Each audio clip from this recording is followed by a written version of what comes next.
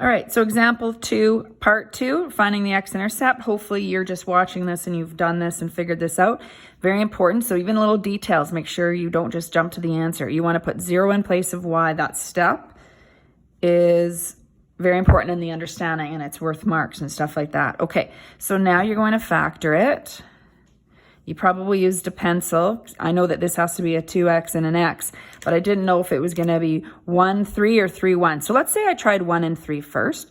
I'd go 1x, I'd go 6x. When 1 has to be positive, 1 has to be negative. So when I'm thinking subtraction, I'm never going to get 5. So that's not right. Quick switch.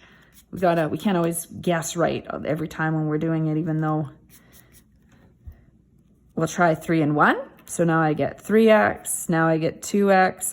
Yes, as long as that's negative. So this is a minus, this is a positive. Okay, and then honestly, I often just erase this so I can keep going because it's not really there. You don't have to, you can keep going underneath it too. All right, set each factor to 0.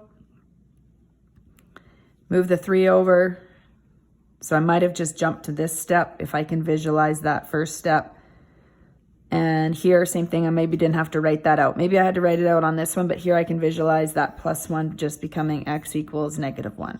So those are my x-intercepts. All right, let's look at the y-intercept. For the y-intercept, you're going to find y, so you got x equals 0.